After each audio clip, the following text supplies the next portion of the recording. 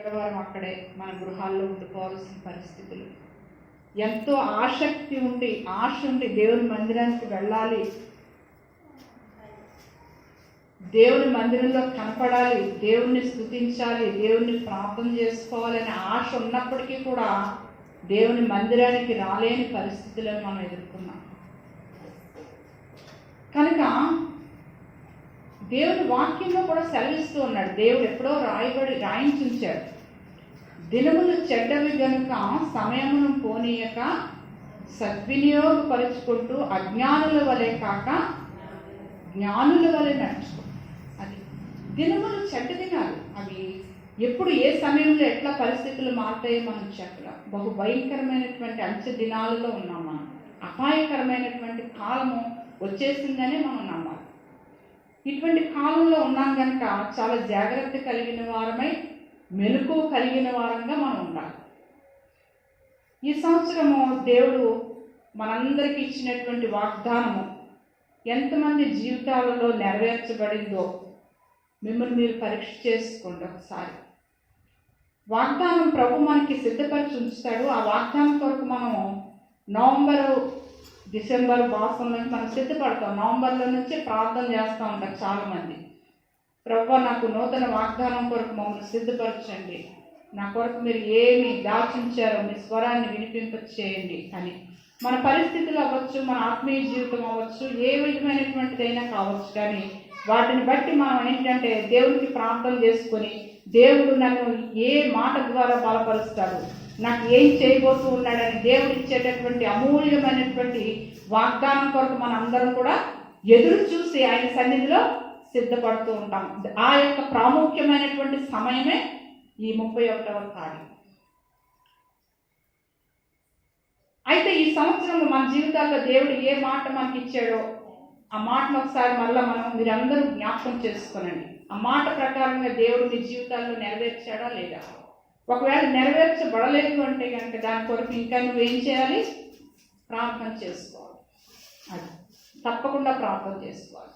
నూతన సంవత్సరంలో ప్రభు నన్ను ఏం దర్శిస్తాడో, ఏ మాట నాకు ఇవ్వబోతున్నాడు. కొన్నిసార్లు దేవుడు నీతోటి ప్రేమగా మాట్లాడతాడు, కొన్నిసార్లు దేవుడు నిన్ను ఏం చేస్తాడు?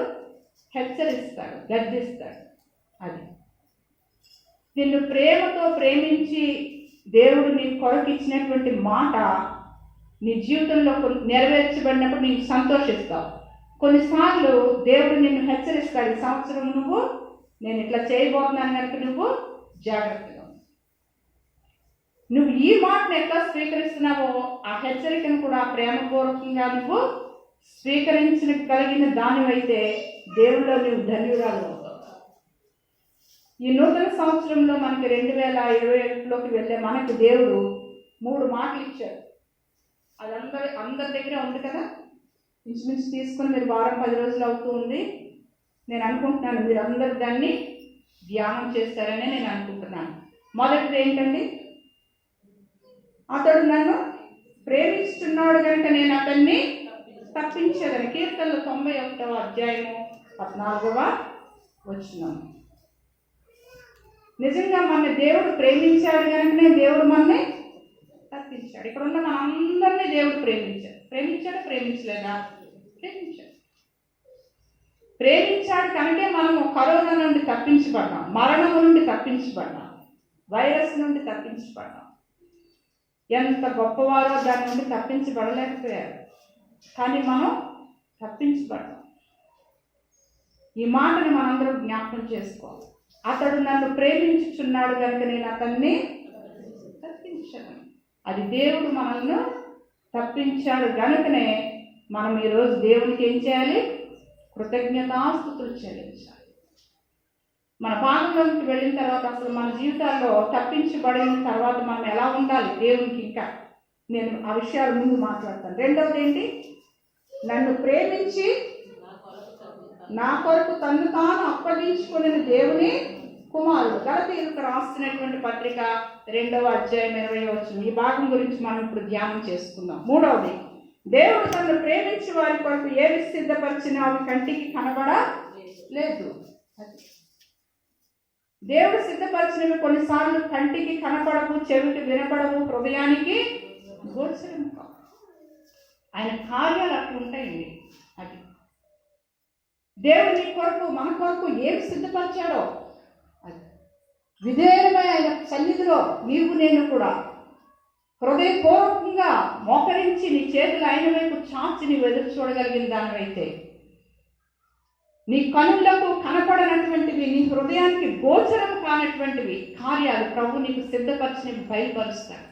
అది మనం ఈరోజు ఇక్కడికి వచ్చామంటే ఈ సమయం ఎంత అమూల్యమైన సమయం అంటే అది మన జీవితంలో చాలా, అంటే మనం ఇప్పటి వరకు 31వ తారీఖు గడిపినటువంటి సందర్భాలు, ఆ సంవత్సరాలన్నీ ఒక ఎత్తు అయితే, ఈ సంవత్సరం ఇప్పుడు దేవుని సన్నిధిలో గడిపే సమయం ఒక ఎత్తండి. తప్పకుండా మనం చాలా వాల్యుబుల్ సమయంలో ఉన్నాం.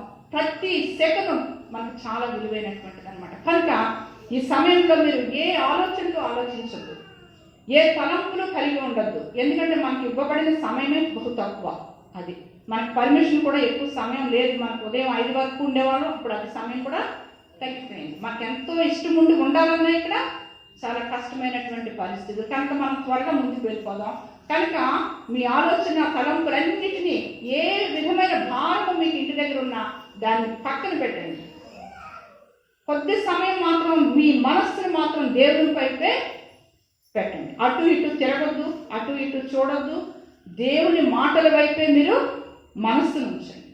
కనుక మన భాగంలోకి వెళ్దాం. గలతీయులకు రాసిన పత్రిక, గలతీయులకు రాసిన పత్రిక 2వ అధ్యాయము 20వ వచనం.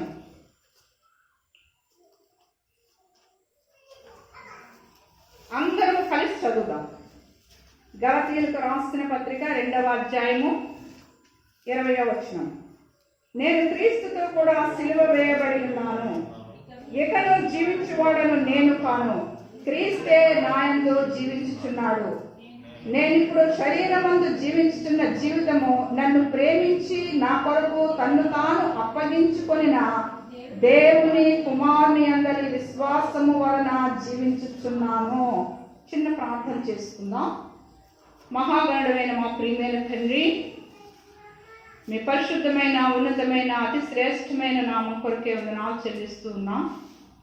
దీనులము, ఎన్నిక లేని వారము, అటువంటి మమ్ములను మీరు ఎంత ప్రేమించారంటే ప్రభువా, ఈ దినమును చూడలేని వారు ఈ లోకంలో ఎంతమంది ఉన్నారో, ధనవంతులు, గొప్పవారు తండ్రి. మేము ఏ పాటు వారమని నీవు మమ్మల్ని జ్ఞాపకం చేసుకున్నాం ప్రభువా. అందుని బట్టి నీకు నా జీవిత కాలం అంతా రుణస్తులను తండ్రి. ఈ సమయంలో మాకు ఇచ్చారు నీ దైవ సన్నిధిలో ప్రభువా. మీరు మా మధ్య ఉన్నారని నమ్ముతున్నాను. ఎక్కడ 2-3 నా నామంలో కూడుకుంటారో వారి మధ్యన నేను ఉంటానని సెలవిచ్చారు. కనుక మీరు మా మధ్యన ఉన్నారు ప్రభువా. నీ బిడ్డలైన వారితో మీరున్నారు తండ్రి. మీ స్వరమును వినిపింపచేయండి ప్రభువా. ఈ సంవత్సరంలో మా జీవితాలు ఎట్లా గడిచిపోయాయో నాయన, భయము, ఆందోళన, టెన్షను, బాధ, కన్నీరు, దుఃఖము, వేదన ప్రభువా, భయము అట్లాంటి పరిస్థితుల నుండి దాటి ఇదిగో ప్రభు ఈ దినంలోకి వచ్చాం. నీ కృపను బట్టి ఈ కొద్ది సమయము మీరు మాతో ఉండి నాయన, నూతన సంవత్సరంలోనికి వెళ్ళవలసిన మా జీవితాలు ఎలా ఉండాలో ప్రభు, ఎలా ఉంటే నీకు ఇంకా నాయన నీలో మేము ధైర్యవంతులంగా ధైర్యం తెచ్చుకొని జీవించగలుగుతామో మీరు మాతో మాట్లాడండి ప్రభు. మీ సహాయం కోరుతున్నా. వచ్చి నీ బిడలను మీరు దర్శించిన వారే ప్రతి ఒక్కరితో ప్రభు నీ యొక్క చక్కనైన స్వరమును వినిపింపచేసి ఆదరించండి. మా ప్రాణాత్మ దేహాలను మీ చేతులకు అప్పగించుకుంటూ మా ప్రియ ప్రభువును మీ ప్రియ కుమారుడైన నజరేయుడైన యేసుక్రీస్తు వారి పరిశుద్ధమైన నామంలో ప్రార్థించి అడిగి వేడుకుంటూ ఉన్నాము తండ్రి. ఆమేన్. నేను క్రీస్తుతో కూడా సిలువ వేయబడి ఉన్నాను, ఇకను జీవించువాడను నేను కాను, క్రీస్తే నాయందు జీవించుతున్నాడు.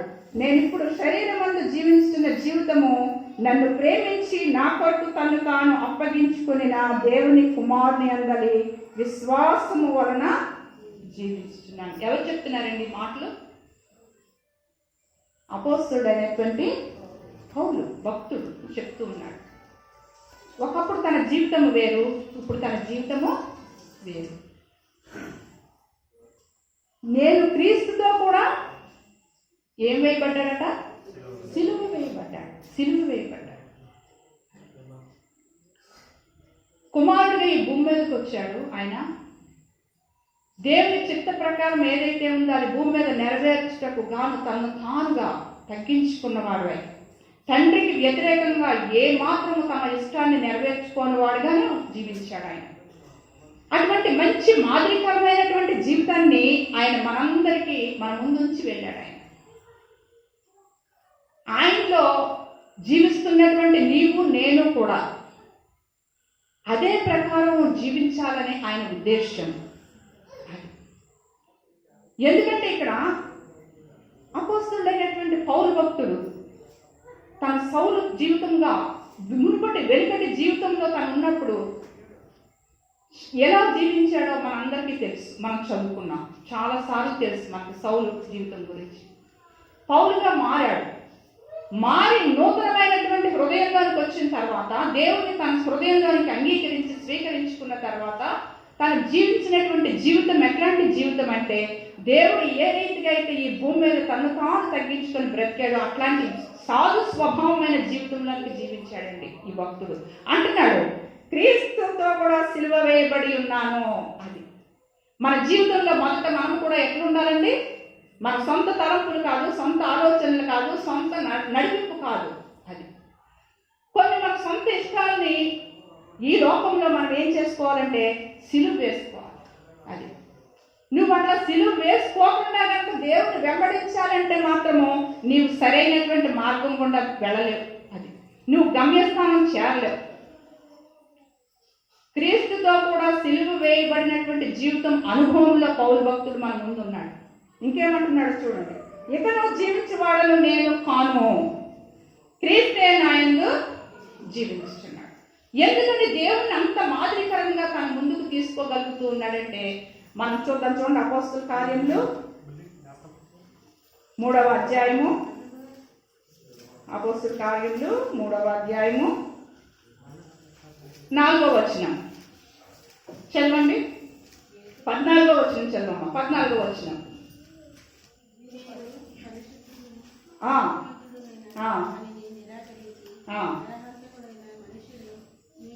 మీరు పరిశుద్ధుడైన నీతిమంతుడైన వారిని నిరాకరించి నరహత్తుడైన మనుష్యుని మీరు అనుగ్రహింపమని అడిగితిరి. చూసారా, మీరు నీతిమంతుడు, పరిశుద్ధుడును నీతిమంతుడైన వారిని నిరాకరించి. ఆయన ఎవరండి? పరిశుద్ధుడు, ఆయన నీతిమంతుడు. ఆయన నీతిని ప్రేమించేవాడు, దుర్నీతిని ద్వేషించేవాడు.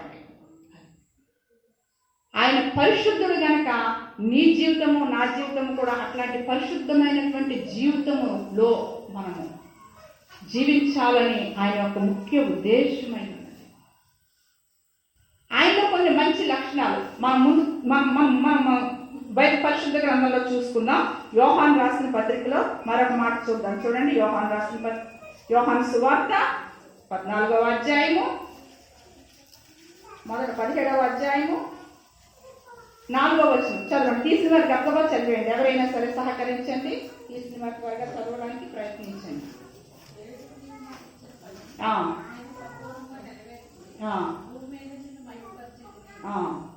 చేటకు నీవు నాకు ఇచ్చిన పని నేను సంపూర్ణంగా నెరవేర్చి భూమి మీద నిన్ను తన తండ్రిని మహిమపరిచినటువంటి వాడిగా కనపడుతూ ఉన్నాడు ఆయన.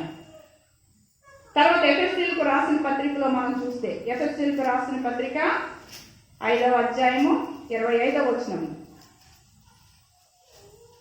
5వ అధ్యాయము 20.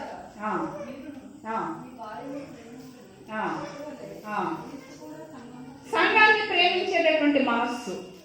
అది ఆయన పరిశుద్ధుడిగా జీవించడము, ఆయన తండ్రికి విధేయుడిగా ఉండడము, ఆయన సంఘాన్ని ప్రేమించడము, లోకంలో తర్వాత తన వారందరినీ ప్రేమించడం. కొన్ని క్వాలిటీస్. అది దేవుడు సంఘాన్ని ప్రేమించడం, తన వారిని ప్రేమించడం. నువ్వు దేవుళ్ళలోకి వచ్చిన తర్వాత, మారు మనసు పొంది బాప్తిసం పొందిన తర్వాత చాలా మంది కుటుంబంలోనే ఐక్యత ఉండదండి, సమాధానం ఉండదు, ఒకరంటే ఒకరికి గిట్టదు, ఒకరంటే ఒకరు ఇష్టపడరు. అది కొంతమంది అంటారు, మీరు ఎన్నైనా చెప్పండి, ఇది మాత్రం చెప్పకండి అంటారు. అది దేవుడు ఎంతగా తన జీవితాన్ని ఒక మాదిరికరంగా పెట్టుకుంటూ వచ్చాడో. ఆయన ఎవరిని ద్వేషించలేదండి లోకంలో. ఎవరిని ద్వేషించినట్లుగా మన పరిశుద్ధ గ్రంథంలో ఎక్కడ కూడా చదవదు. ఆయన ఎంత గొప్ప కార్యాలు ఈ భూమి మీదకి వచ్చి జరిగించినట్లుగా చూస్తున్నాం. పాపాత్మురాలైనటువంటి స్త్రీని కూడా ఆయన ఎంతగా ప్రేమించాడు, ఎంతగా ప్రేమించాడు. ఎవరిని ద్వేషించినట్లుగా మనం పరిశుద్ధ గ్రంథంలో చదవడం లేదు. మరొక మాట చూద్దాం, చూడండి. మత్తయి సువార్త 5వ అధ్యాయము, మత్తయి సువార్త 5వ అధ్యాయము 44వ వచనం చదవండి. 44.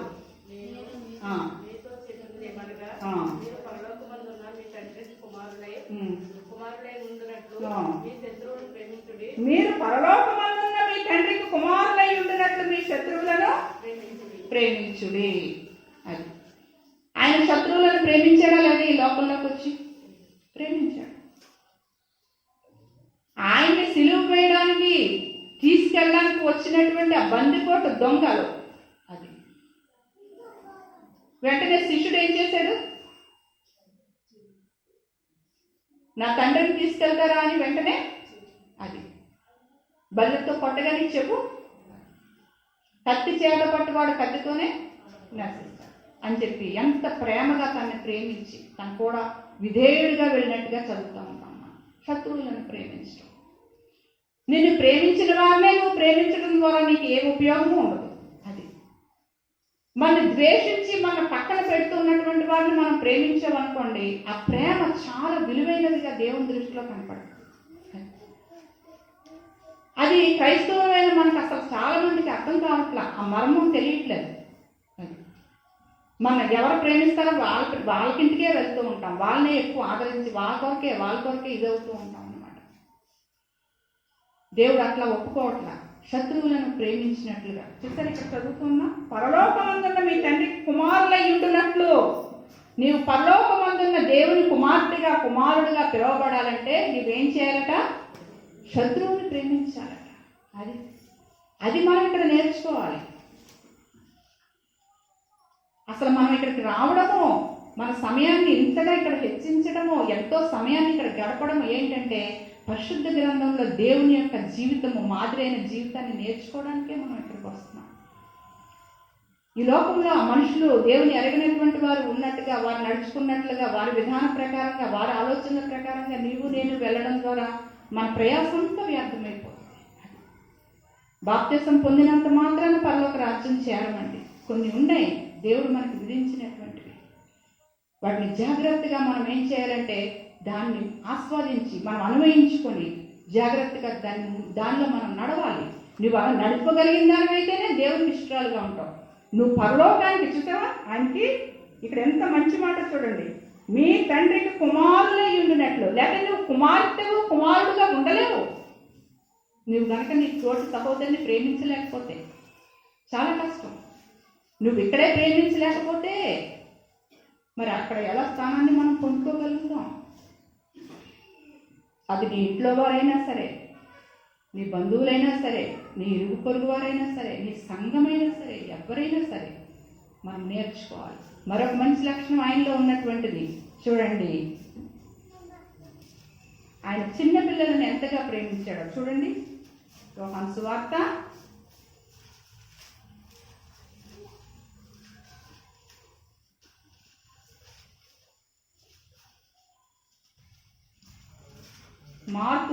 10వ అధ్యాయము 13, 14, 15 వచనాలు చదవమ్మా. మార్కు సువార్త. తమ చిన్న బిడ్డలను ముట్టవల్లని కొందరు ఆయన యొద్దకు వారిని తీసుకుని వచ్చిరి. అయితే శిష్యులు వారిని తీసుకుని వచ్చిన వారిని గద్దించిరి. యేసు అది చూచి కోపపడి, చిన్న బిడ్డలను నా యొద్దకు రానియుడి, వారిని ఆటంకపరచవద్దు, దేవుని రాజ్యము ఇలాంటి వారిదే. చిన్న బిడ్డల వలె దేవుని రాజ్యమును అంగీకరింపని వాడు అందులో ఎంత మాత్రమూ ప్రవేశింపడని మీతో నిశ్చయముగా చెప్పుచున్నానని చెప్పి ఆ బిడ్డలను ఎత్తుకొని వారి మీద చేతులుంచి వారిని ఆశీర్వదించెను. అది మన దేవుని మందిరానికి వచ్చేటప్పుడు మనం ఏం చేస్తాం? పిల్లల్ని ఇంటి దగ్గర పెట్టుకొని వస్తూ ఉంటాం. అసలు మర్మం ఏంటి? చిన్న బిడ్డలను నా ఇద్దకు వాడికి నవ్వు వస్తుంది పాపం. ఎందుకురా అని ఉంటాడు పాపం వాడు, లేకపోతే తీసుకెళ్ళి దించి ఉంటాడు. చిన్న పిల్లల్ని దేవుని సన్నిధిలో నడిపించటం, చిన్నతనం నుండి వారిని దేవునిలో పెంచడం దేవునికి ఎంత ఇష్టమో తెలుసా అండి? అసలు అట్లాంటి మనస్సు మీరు కలిగి ఉంటేనే మీరు పరలోక రాజ్యంలోకి వెళ్తారంటున్నాడు దేవుడు. వాళ్ళకి ఎంత మంచి మనసు అంటే వాళ్ళకి ఏం తెలియదు. వాళ్ళకి తిడుతున్నామా లేకపోతే పొగుడుతున్నామో తెలియదు. వాళ్ళకి చక్కని స్వచ్ఛమైనటువంటి మనస్సు అండి వాళ్ళది. అట్లాంటి మనస్సు మనం కలిగి ఉండాలట. ఆ బిడ్డల్ని ఆదర్శంగా పెట్టి చెప్తున్నాడు దేవుడు. అట్లాంటి మనస్సు నీవు నేను కలిగి ఉంటేనే పరలోక రాజ్యంలోకి మనం వెళ్ళగలుగుతామంట. మన మనస్సు, మన ఆలోచనలు, మన చూపులు, మన తలంపులు అన్నీ వ్యతిరేకంగానే పనిచేస్తూ ఉంటాయి. దేవుని సన్నిధికి మీ పిల్లల్ని అలవాటు చేయండి. ఇప్పుడంటే ఈ సంవత్సరం ఇబ్బందికర పరిస్థితులు అది, కానీ చిన్ననాటి నుండి పిల్లల్ని దేవుని సన్నిధిలో చక్కగా అలవాటు చేయడము, పెంచడము, దేవుని సన్నిధికి స్థానం, మొదటి విలువ పిల్లలు ఇవ్వడము, అది దేవుని గణపరిస్తే దేవుడు వాళ్ళని గణపరుస్తాడు. అది మనం పిల్లలకి నేర్పాలి. అలాగే దేవుల్లో మరొక మంచి లక్షణం ఏంటంటే తన్ను తాను తగ్గించుకున్నటువంటి స్వభావం. కొరింథీయులకు రాసినటువంటి పత్రిక, 2వ కొరింథీయులకు రాసిన పత్రిక చూద్దాం. కొరింథీయులకు రాసిన 2వ పత్రిక 8వ అధ్యాయము 9వ వచనం చదవండి.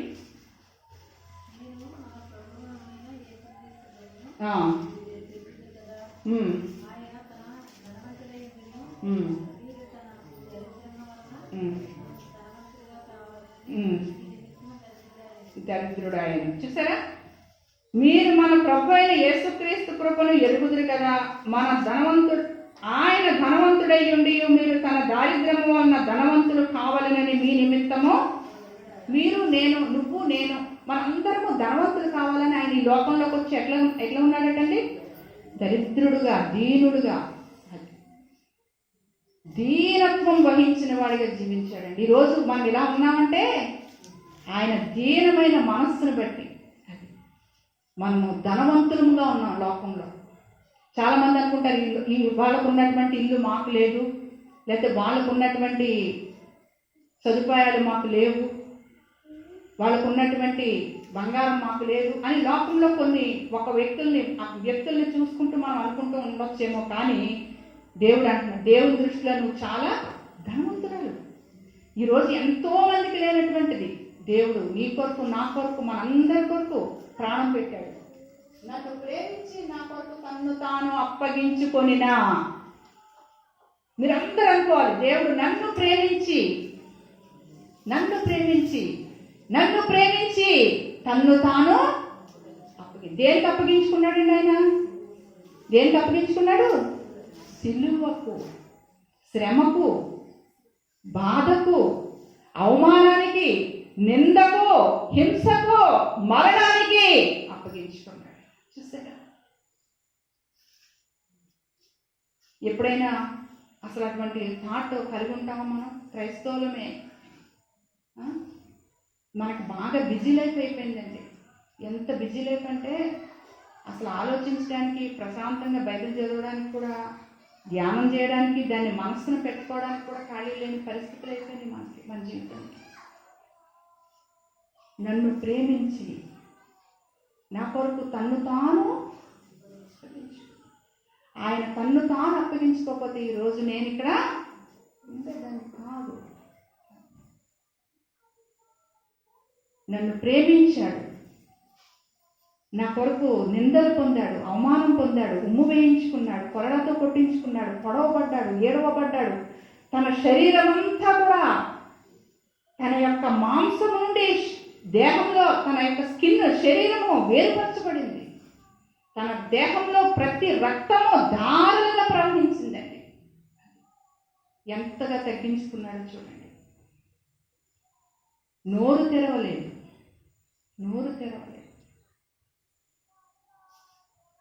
తను తాను రిక్తునిగా చేసుకున్నాడు. చాలామంది అంటారు ఆయన శిలువ మీద దేవుడు కదండి, మరి మేకులు కొడుతుంటే ముళ్ళ కిరీటం పెడుతుంటే మరి తను తాను రక్షించుకోవచ్చు కదా అంటారు. చాలామంది ప్రశ్నలు వేస్తూ ఉంటారు ఎక్కడికైనా వెళ్తూ ఉంటే.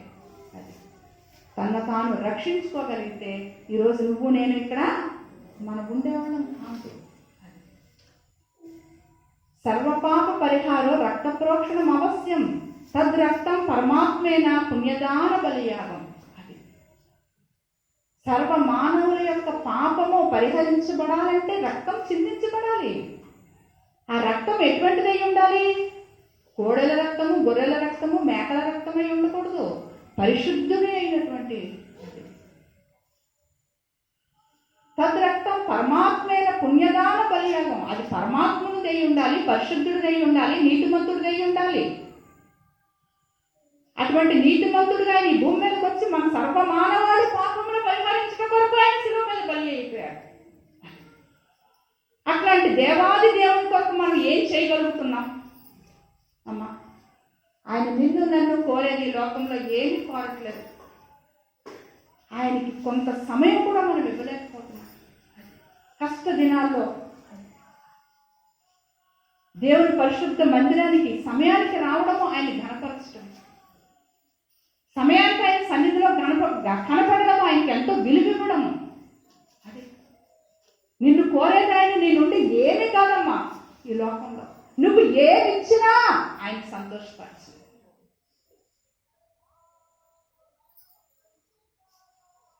నీకున్న ధనమంతా ఆయన ఇచ్చింది, నీకున్న సదుపాయాలన్నీ ఆయన ఇచ్చినాయి, నీకున్న ఉద్యోగం ఆయన ఇచ్చింది. ఏమిచ్చి నువ్వు ఆయన్ని సంతోషపరచగలుగుతావు? దేవుడు నీకు ఇచ్చిన సమయాన్ని నువ్వు వినియోగించుకొని దేవుని సన్నిధిలో కృతజ్ఞత కలిగిన దానిగా, కృతజ్ఞత కలిగిన వాడుగా జీవించగలిగితే దేవుల్లో ఆయనకు అంతకంటే సంతోషం, ఆనందం మరొకటి. మరొక చోట చూస్తాం యోహాను సువార్తలో. చూడండి, యోహాను సువార్త 11వ అధ్యాయము. ఈ మాట నాకు ఎంత ఇష్టమైన మాట చూడండి. 35వ వచనం చదవండి.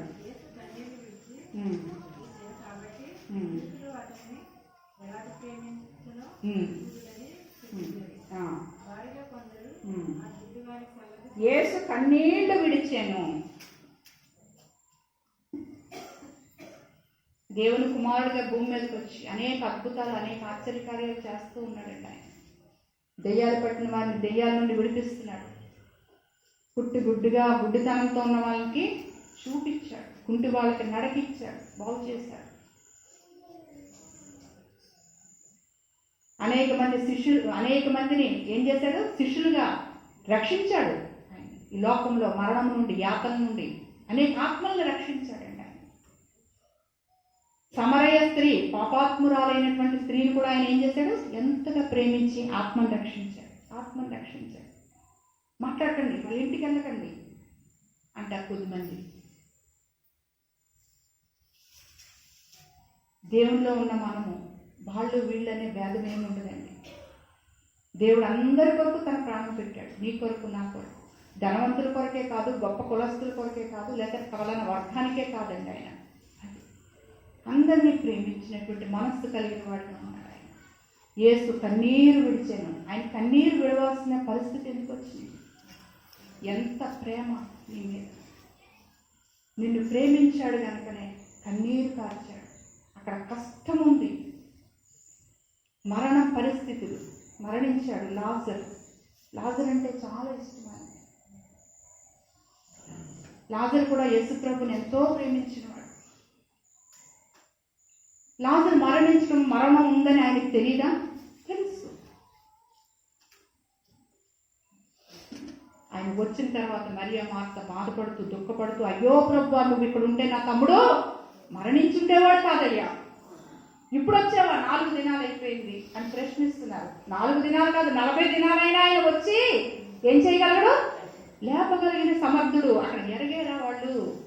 కొన్నిసార్లు నీ జీవితంలో కూడా నువ్వు ఎరగవు. ఎన్ని అద్భుతాలు దేవుడు నీ జీవితంలో చేస్తూ ఉన్నా మరొక సమస్య వచ్చిందంటే మరలా నీ జీవితం మళ్ళా యథాతథం మామూలైపోతాం.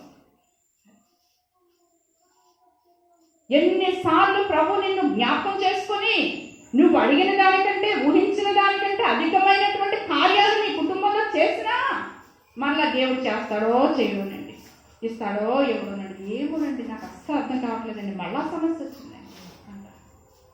ఏంటో సమస్య బ్రతికినంత కాలము మానవుని సమస్యలు పట్టి పీడిస్తూ ఉంటాయి. యేసు కన్నీరు విడిచాడు. నువ్వేదైనా బాధ, దుఃఖము, వేదన, లేక ఆర్థిక పరిస్థితులు, లేక నిన్ను పట్టి పీడిస్తున్న అనారోగ్య సమస్య ఏదైనా కావచ్చు, నీ వలన కానటువంటి సమస్య, అది దేవుడే చెయ్యాలనుకొని నీవు ఎదురు చూస్తూ ఉన్నావేమో, దేవుడు కన్నీరు కార్చేవాడమ్మా. అది నిన్ను అనాదిగా విడిచిపెట్టేవాడైతే కాదు దేవుడు. దేవుడిని నువ్వు ఏం అడుగుతున్నావో, దేవుడి నుండి నువ్వు ఏం పొందుకోవాలనుకుంటున్నావో ఆయన కన్నీరు విడిచాను. ఈ మాట చదివితే నాకు ఎంత దుఃఖం వస్తుందో. నేను కొన్నిసార్లు నా పరిస్థితుల్లో ఈ భాగం చదువుకుంటూ ఉంటాను. ప్రభువా, కన్నీరు విడిచిన దేవుడు. కొద్దిమంది నన్ను ప్రార్థన చేయమని ప్రేయర్ రిక్వెస్ట్ ఇచ్చి నాకు ఫోన్ చేస్తూ ఉంటారు. ఆ ఫోన్ చేసినప్పుడు నేను ఎంత భారంతోనో, వాళ్ళకి ఎన్ని రకాలైన సమస్యలు, మనుషులకి రకరకాలు, ఒక్కొక్కరు ఒక్కొక్క సమస్య, బాధ, ఒక్కొక్కరు ఒక్కో రకం కష్టం, వేదన, ఎవ్వరూ నెమ్మది లేని పరిస్థితులు, సమాధానం లేని పరిస్థితులు, సుఖం లేని పరిస్థితులు, ధనమున్నా కూడా సంతోషము లేని పరిస్థితులు గుండా ప్రయాణిస్తున్నారండి కష్టకాలంలో. ఇంకా మనం దేవుని మహాకృపను బట్టి ఇంటి సంతోషంలో ఉన్నాం, ఇంత ఆనందంలో ఉన్నాం, ఇంత గొప్ప భాగ్యం దేవుడు మనకి ఇచ్చాడు. ఎందుకు గ్రహించలేకపోతూ ఉన్నావు నువ్వు? నాకు ఇంకా దేవుడు ఇది చేయలేదు, దేవుడు నాకు అది చేయలేదు, నా సమస్య ఇంకా ఇలానే ఉంది అని దాని కొరకే చూస్తూ నువ్వు ఎలా వెనకం చేస్తూ ఇంకక్కడే జారిపోయి పడిపోతూ ఉంటావు. దేవుడు అంటున్నాడు, ఆయన కన్నీరు కార్చాడు. అక్కడ అద్భుతం చేయలేదా దేవుడు? దేవుడు చేశాడా లేదా? అక్కడ కన్నీరు తుడిచిన దేవుడు నీ కన్నీరు ఎందుకు తుడవడని నీవు నమ్మట్లేదు. ఎందుకు నువ్వు విశ్వాసం ఉంచలేకపోతున్నావు దేవునిలో? ఎందుకు బలహీన పడిపోతున్నావు? ఎందుకు అధైర్యపడిపోతున్నావు? ఎందుకు కృంగిపోతున్నావు? ఎందుకు కృషించిపోతున్నావు? ఎందుకు దేవునిలో నువ్వు జారిపోయావు? ప్రియ సహోదరి, సహోదరుడా, ఇట్లాంటి దేవుణ్ణి కలిగి ఉన్న నీవు ఈ సంవత్సరము దేవునిలో నేను ఎంతగా నిలబడ్డాను, దేవుని కొరకు నేను ఏం చేశాను, దేవుడు నన్ను ప్రాణముతో ఉంచాడు, భయంకరమైనటువంటి వైరస్ నాకు సోకకుండా, నా మీదకి రాకుండా నేను నా దేవుని కొరకు ఏమి చేశానో, దేవుని కొరకు నేను ఎలా నిలబడ్డానో, ఎన్నిసార్లు నా దేవుడిని నేను సంతోషపరిచాను. ప్రశ్న వేసుకుందామా మనం? ఆయన ముందు తలెత్తుకోగలమంటారా? చెప్పండి అమ్మా, తలెత్తుకోగలమంటారా? ఆదివారం దేవుని మందిరానికి రాలేకపోయినా మీరందరూ చల్లారిపోతారు, అలానే ఉండిపోతారు, ఆత్మీయ జీవితంలో మళ్ళా వెనక్కి వెళ్తారేమో. ఎంతమంది మరి ఆదివారం అని ఎరిగి దేవుని సన్నిధిలో మోకరించగలుగుతారో లేదో అని అందరినీ కట్టి, అమ్మ 10 గంటలకి లైన్లో ఉండండి, అందరూ 10 గంటలకి లైన్లో ఉండండి, దేవుని సన్నిధిలో ఆరాధించుకుందాం, ప్రార్థించుకుందాం అని దేవుని సన్నిధిలో ఎంతమందిని బలపరుస్తూ దేవుడు ఏం చేశాడు? అనేక సమయాలు ఇచ్చాడు. అలా చేయగలిగాం కనుకనే ఈ రోజున ఈ విశ్వాసంలో దేవునిలో మనము ముందుకు సాగగలిగిన వారంగా ఉన్నాం. జ్ఞాపకం చేసుకోవాలి ప్రియ దేవుని సహోదరుడా, సహోదరి. దేవునిలో నువ్వు నీ ఆత్మీయ జీవితంలో ఎప్పుడు జారిపోకో. దినములు చాలా భయంకరంగా ఉన్నాయి. ఏదో నేను మారుమనసు పొందాను, బాప్తిసం పొందాను, పాప క్షమాపణ పొందాను, చాలు, నేను మరణిస్తే తెలిసినగా నా కొరకు నిత్యం వేయబడి ఉంటుంది, అక్కడ ఉంటాను అనుకుంటున్నావేమో ఎక్కి పైకి. అది కుదరదు. 2 తలంపులు, 2 ఆలోచనలు, 2 విధానాల్లో నడిచే వాళ్ళు ఇంకా ఉన్నారండి చాలామంది. ప్రభు కొరకు బలమైన సాధనంగా నిలబడండి. దేవుడు మీ ముందుకు ఇచ్చిన సమయంలో మీరు దేవుని సన్నిధిలో తప్పకుండా దాన్ని వినియోగించుకోండి. అర్థమవుతుందా? కొన్ని సమయాలు నూతన సంవత్సరంలోకి వెళ్ళే మనందరము తీర్మానం చేసుకోవాలి. దేవుడు మీ ముందు ఉంచే సమయాల్లో మీరు ఎప్పుడు కూడా అర్థమవుతుందా, కనపడాలి, నిలబడాలి. దాని నుండి ఎప్పుడు కూడా జారిపోకూడదు. 2 తలంపులు, 2 ఆలోచనలు, 2 పడవల మీద ప్రయాణించేవాళ్ళు ఎంతకాలం ఇంకా అదే జీవితంలో ఉంటారు. నన్ను ప్రేమించి నా కొరకు తన ప్రాణం పెట్టినటువంటి దేవాది దేవుని ఒకసారి జ్ఞాపకం చేసుకోండి. మరొక మాట చూడండి. ఆయనకి చాలాసార్లు కష్టం వచ్చింది. ఈ భూమి మీద ఉన్నప్పుడు ఆయన సిలువకు అప్పగించబడతానని తెలుసు, ఆయన ముందు శ్రమ ఉందని తెలుసు, ఆయన ముందు చాలా భయంకరమైన పరిస్థితులు ఎదుర్కోవాలని తెలుసు. అలాంటి సమయంలో ఆయన ఏం చేశారండి? ప్రార్థన చేశారు. నీ ముందుకు ఏదైనా ఒక శ్రమ ఉందంటే జ్ఞాపకం పెట్టుకో. ఏదైనా నీ ముందుకు వచ్చింది అంటే నువ్వు చేయవలసింది మొట్టమొదటి ఏం చేయాలి? ప్రార్థన చేయాలి. ఆయన అద్భుతాలు చేశాడు, ఆశ్చర్యకార్యాలు చేశాడు, ఎన్నో రకాలైనటువంటి గొప్ప కార్యాలు చేసుకుంటూ వచ్చాడు. చాలా పరిశుద్ధుడిగా జీవించాడు, నీతిమంతుడిగా జీవించాడు. ఆ జీవితం కొనసాగించడమే కాకుండా ఆయన ముందున్నటువంటి పరిస్థితులు జ్ఞాపకం చేసుకున్నాడు. తండ్రి తనను పంపించినటువంటి చిత్తం ఎరుగుతూ జ్ఞాపకం చేసుకుంటూ దాని కొరకు ఏం చేశాడు? ప్రార్థన చేశాడు. కొన్నిసార్లు శిష్యులతో కలిపి ప్రార్థన చేశాడు, కొన్నిసార్లు ఏకాంతంగా ప్రార్థన చేసినట్లు చూస్తున్నాం మనం. కొన్నిసార్లు నువ్వు ఒంటరిగా ప్రార్థన చేయవలసిన పరిస్థితులు ఉంటాయి. కొన్నిసార్లు నువ్వు ఏదైనా సహాయం సంఘంలో సహోదరులతో కలిపి నువ్వు ఏకీభవించి పంచుకొని నీ బాధను ప్రార్థన చేయవలసిన దానిగా ఉన్నావు. అర్థమవుతుందా అమ్మా? ఒక సహోదరి నాకు ఫోన్ చేసింది, చాలా బాధలో ఉంది, చాలా కష్టంలో ఉంది. ఆ సహోదరి అంది, నూజివీడు నుంచి ఫోన్ చేస్తూ ఉంటుంది. ఆ సహోదరి, అమ్మ నాకు దేవుడు అన్నీ ఇచ్చాడు, ఏ లోటు లేదు, కావలసిన ధనం ఉంది, అన్నీ ఉన్నాయి, నాకు ఏ రకమైనటువంటి ఆర్థిక ఇబ్బందులు లేవు, అంత బాగుందమ్మా నా లైఫ్. కానీ చాలా భయంకరమైన కష్టంలో ఉన్నాను, కష్టకాలంలో ఉన్నాను, చాలా శ్రమ నా మీదకి వచ్చిందమ్మా, నేను తట్టుకోలేకపోతున్నాను ఈ శ్రమ, ఇక నేను దేవుడు తీసుకెళ్ళిపోతే బాగుంది అంటుంది ఆవిడ.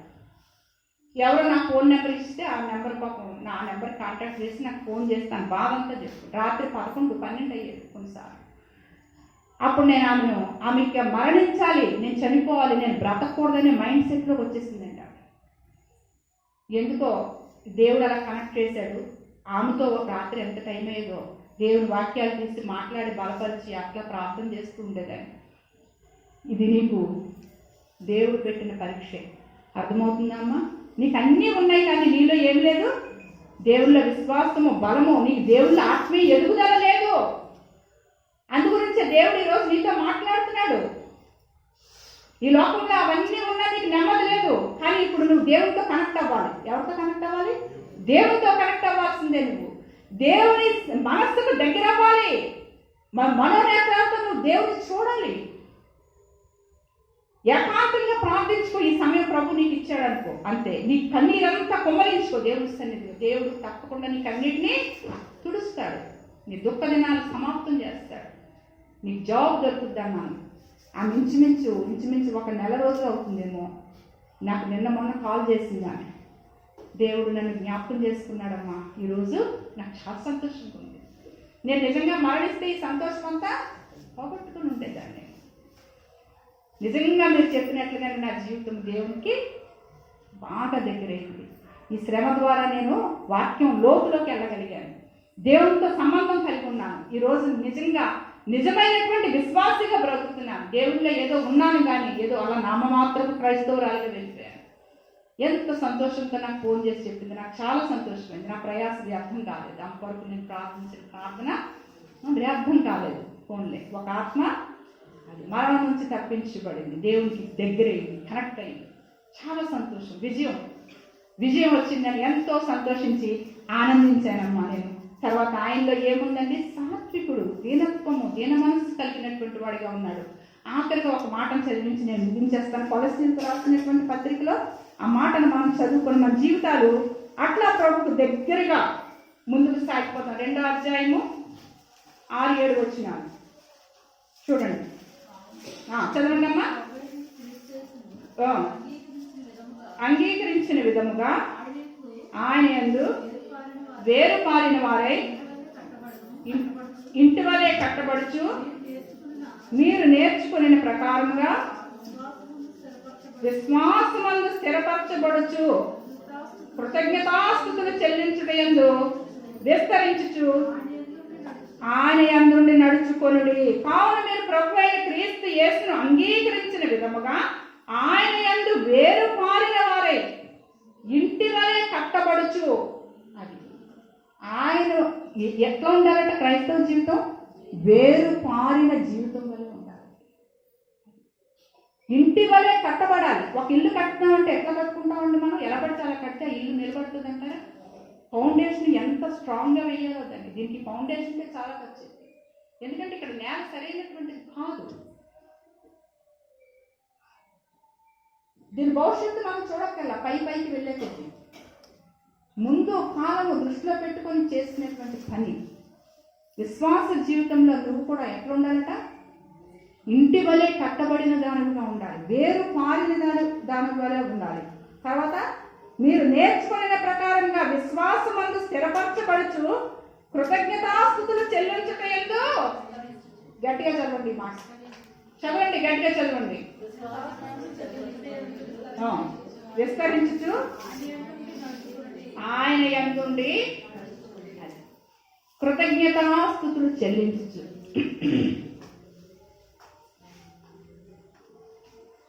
వేరుపారినటువంటి జీవితం కలిగి ఉండాలి క్రైస్తవ జీవితము.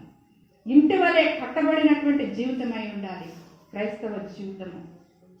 మీరు నేర్చుకునే ప్రకారము విశ్వాసమందు స్థిరపరచబడాలమ్మా.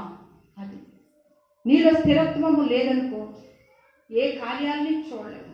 ముందు దేవుళ్ళ స్థిరంగా నిలబడు, ఒక సాధనంగా నిలబడు. వేరు పారాలి. నువ్వు అట్లానే ఉండడం కాదు. గత సంవత్సరంలో నేను కొన్ని కోల్పోయాను, ఈ సంవత్సరంలో నేను దేవుళ్ళు ఇలా ఉండాలి, ఈ సంవత్సరం దేవుళ్ళ ముందు ఉండాలి, ఈ సంవత్సరం దేవుళ్ళ నేను ఇట్లా నడుచుకోవాలి, ఇలా ఎదగాలి, ఇలా ఫలించాలి, ఈ భారం కలిగి ఉండాలి. దేవుడికి ఇష్టరాలనే జీవించాలి, ఇష్టడుగా నేను జీవించాలి. కృతజ్ఞతాస్తుతులు చెల్లించడంలో విస్తరించాలి. జాగ్రత్త గుర్తుపెట్టుకో. కృతజ్ఞతాస్తుతులు చెల్లించడం విస్తరిస్తున్నామా మనం? ఎలాగ విస్తరించడం అంటే ఏంటి? ప్రతి దినము దేవుడు కాపుదల్లో మనం ఉన్నాం. ఈ దినం దేవుడు ముగించాడు చక్కగా. ఈ రాత్రి పడుకుంటున్నాం అంటే ఈ దినమంతా దేవుడు కాపాడాడు. కనుక దేవుడికి మనం ఏం చెల్లించాలి? కృతజ్ఞతాస్తుతులు చెల్లించాలి. నీకు ఒక మంచి ఇల్లు కడితేనే దేవుడు నీకు గొప్ప కార్యం చేసినట్టు కాదు. లేకపోతే దేవుడు నీకు ఒక ఎన్ని రకాలైన సదుపాయాలు ఇస్తేనే దేవుడు నీకు ఒక మేలు చేసినట్లు కాదు. అట్టి భ్రమలో నుంచి బయటికి రా. అవన్నీ ఈరోజు ఎవరిని కాపాడలేదండి. అర్థమవుతుందా? మంచి మంచి బిల్డింగ్ ప్రాపర్టీస్, మంచి ధనం ఉన్న ధనవంతులు, గొప్ప గొప్ప వాళ్ళు ఈ రోజున వాళ్ళకు ఉండే ధనాలు వాళ్ళని కాపాడలేదండి. అర్థమవుతుందా? కృతజ్ఞత. ఈ మాట మరొకసారి అందరం కలిసి చదువుకుందాం. చదవండి 6వ వచనం.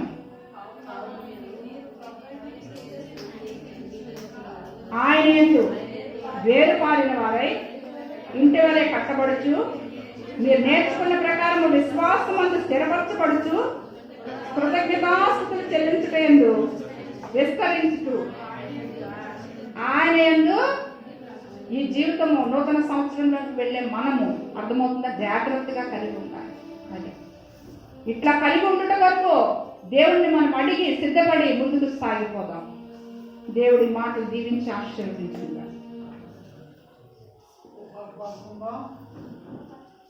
పాఠ సంఖ్య 106, పాత పుస్తకాల్లో 104.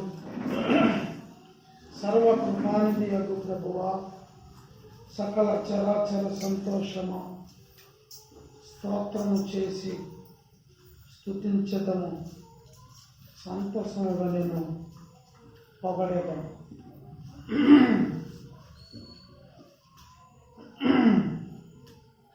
106వ పాట.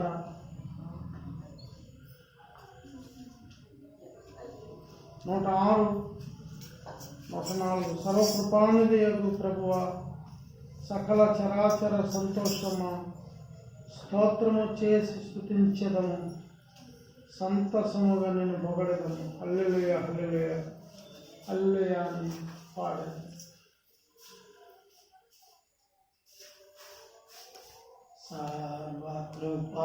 సర్వకృపానిధియగు ప్రభువా సకల చరాచర సంతోషమా స్తోత్రము చేసి స్తుతించెదము సంతోషముగా నిన్ను పొగడెదము స్తోత్రము చేసి స్తుతించెదము సంతోషముగా నిన్ను పొగడెదము హల్లెలూయా హల్లెలూయా హల్లెలూయా హల్లెలూయా హల్లెలూయా అని పాడెదను ఆనందముతో పాడెదను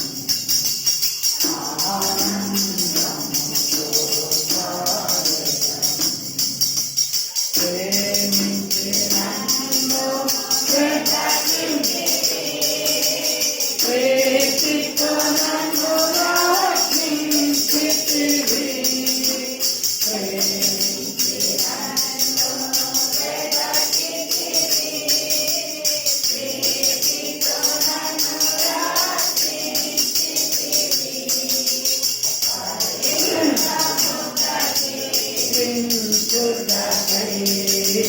పాపిని నన్ను కరుణించితివి పరిశుద్ధముగా జీవించుటకై పాపిని నన్ను కరుణించితివి హల్లెలూయా హల్లెలూయా హల్లెలూయా హల్లెలూయా హల్లెలూయా అని పాడెదను ఆనందంతో ఆనందముతో పాడెదను అల్పకాల శ్రమలను భవిస్తా అనుదినము కృపనిచ్చితివి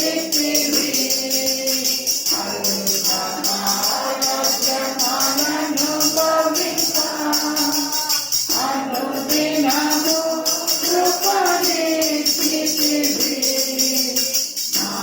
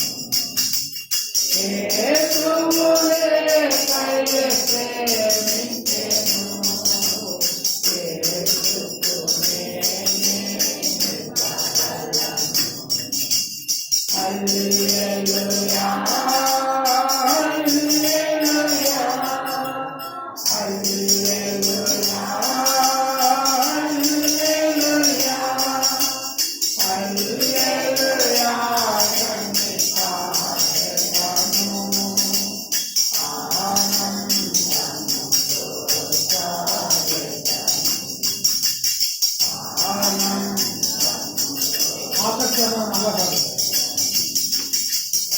ఎవరు ఆడని గీతమును యేసుని గూర్చి పాడుటకై ఎవరు ఆడని గీతమును యేసుని గూర్చి పాడుటకై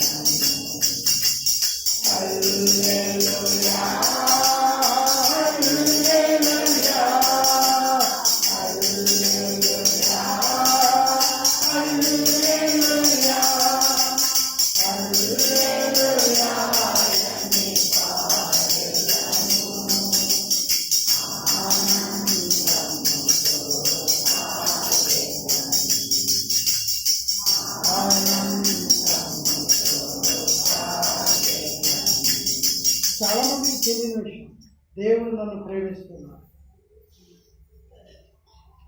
దేవుడు నన్ను ప్రేమిస్తున్న విషయం చాలా మందికి తెలుసు. కానీ ప్రేమిస్తున్నాడని చెప్తూ ఉంటాడు, వెళ్ళిపోతా ఉంటాడు.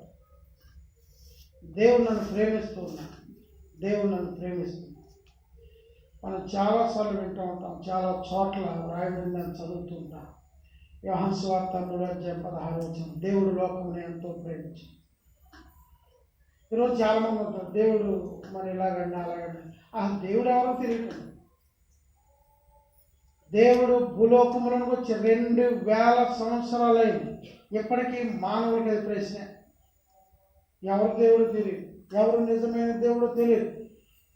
ఎవరు భూమి ఆకాశములను కలగజేశారో, నన్ను నిన్ను మనల్ని ఎవరు కలగజేశారో, సృష్టిని ఎవరు నడిపిస్తున్నారో కూడా చాలామంది తెలియదు, వెళ్ళిపోతా ఉంటారు.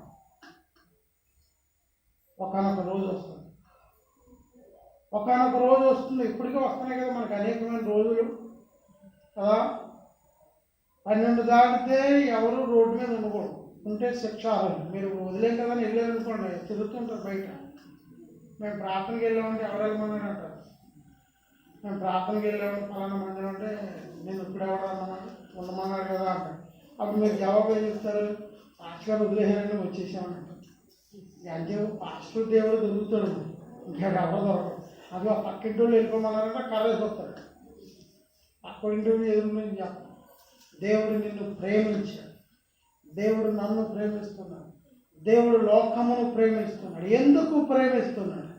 దేవుడు ఎందుకు ప్రేమిస్తున్నాడు? దేవుడు ప్రేమించకపోతే మనం నడవలేమా? దేవుడు లేకుండా అనేక మంది ఆశీర్వదించబడుతున్నారు. దేవుడితో సంబంధం లేకుండా అనేక మందికి అనేక భూమి మీద అన్నీ కూడా జరిగిపోతున్నాయి. మరి ఎలా జరిగిపోతున్నాయి అవి? వాళ్ళకి తెలియదు దేవుడు నేను ప్రేమిస్తున్నాడు. వాళ్ళకి తెలియకుండానే దైవ సంబంధమైనది వాళ్ళకి జరిగిపోతూ ఉంది, అని వాళ్ళకి తెలియదు. కానీ మనం విన్న వాక్యం ఏంటి? గలతీయులకు రాసిన లోకమును ప్రేమించాడు, లోకములోనే నిన్ను నన్ను కూడా ప్రేమించాడు. ఎందుకు? నువ్వు నేను ఆయన ఆరాధించాలి. దేవుని ఉద్దేశం నువ్వు ఆరాధించాలి, దేవుని గణపరచాలి. దేవుడు నీకు సమస్తాన్ని ఇచ్చాడు. ఈ లోకంలో ఇబ్బంది ఏముంది? సమస్తాన్ని ఇచ్చాడు కదా. ఒక పాస్టర్ గారు అంటాడు, ఏమని, చిన్న పిల్లవాడు ఒక 20 గేదెల్ని తోలుకుంటా పోతాడు. ఎలా వచ్చింది చెప్పండి. ఒక 20 మంది మనుషులను నడిపించగలవా? మరి 20 గేదెలు చిన్నపిల్లలు నడిపించేస్తున్నాడు, ఎలా నడిపిస్తున్నాడు? సిద్ధం. మీరు అందరూ నా వెనకాల ఉంటారా?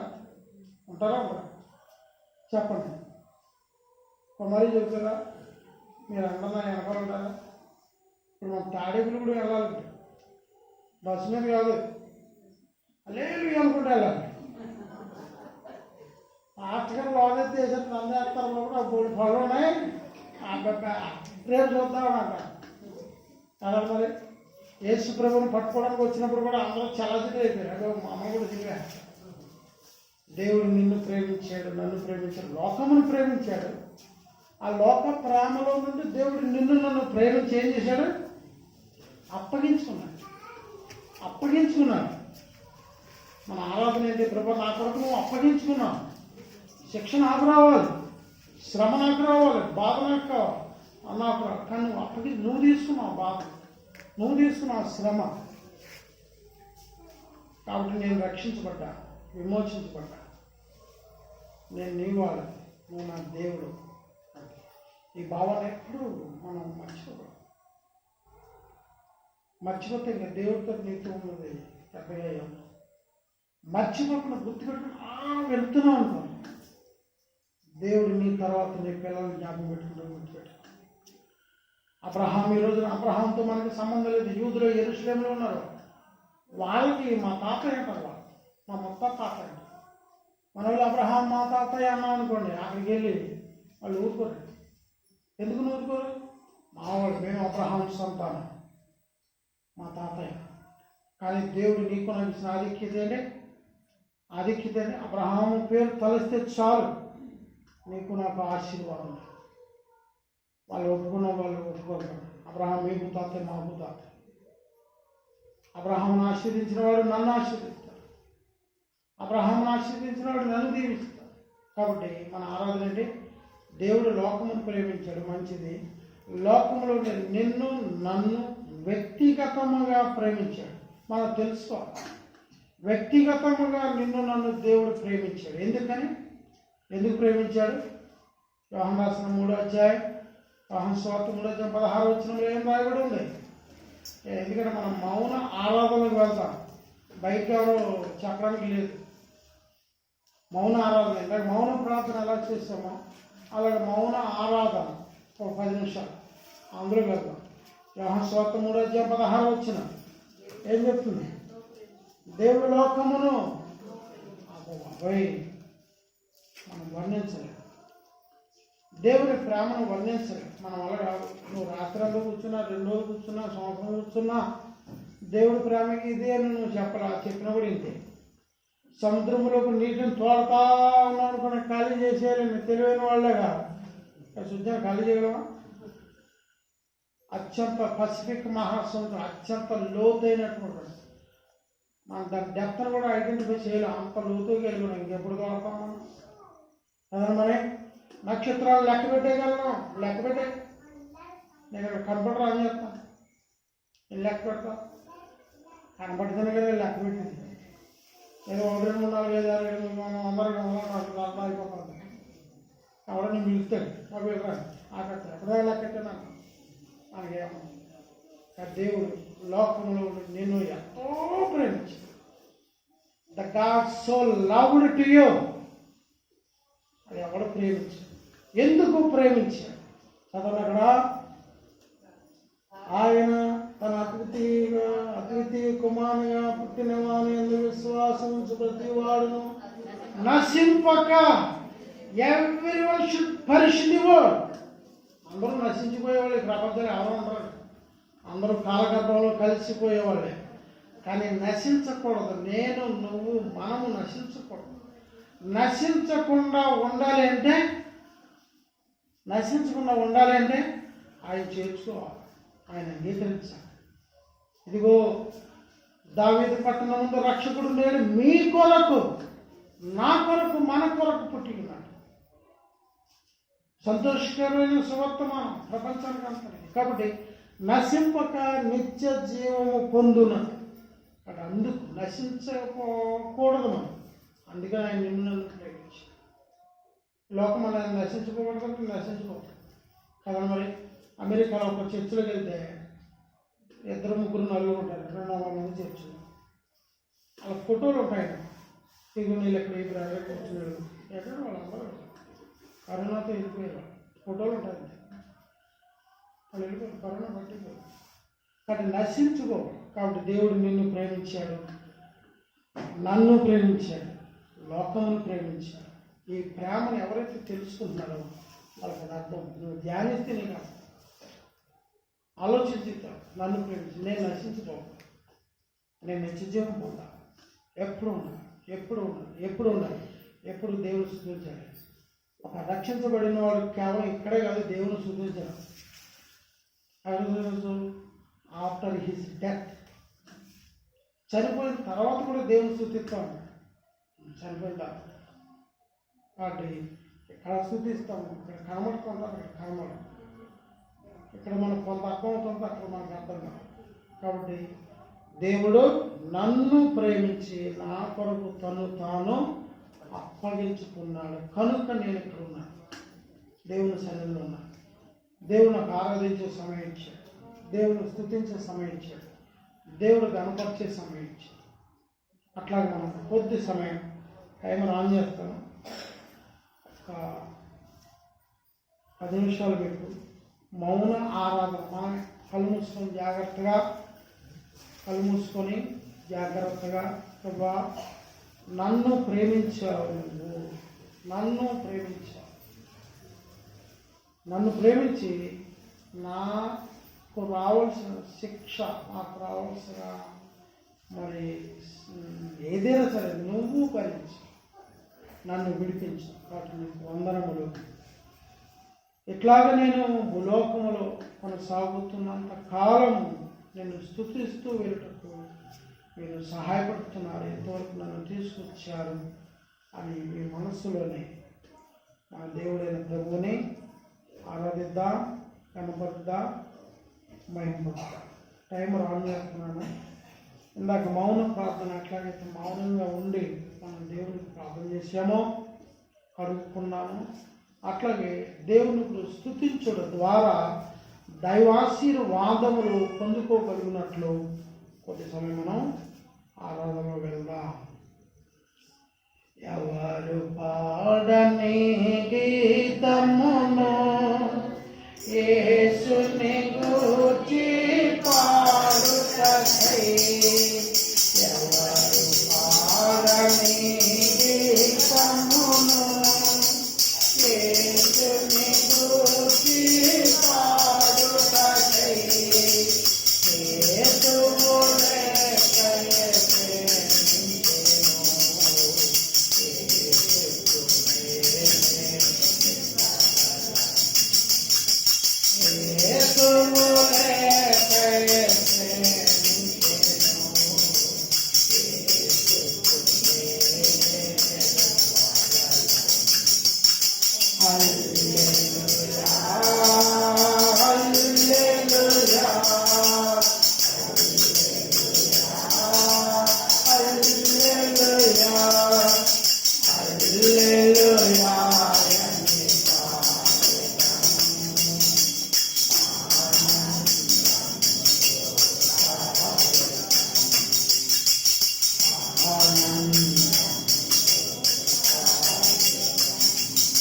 సమయం మౌనంగా ఉండి కళ్ళు మూసుకొని మన యొక్క ప్రాణాత్మ దేహములను ఇక్కడే ఉంచి మనల్ని ప్రేమించిన వాడు, మన కొరకు తన్ను తాను అప్పగించుకుని మనలను రక్షించిన వాడిని స్తుతిద్దాం, ఆరాధిద్దాం, కనపరుద్దాం.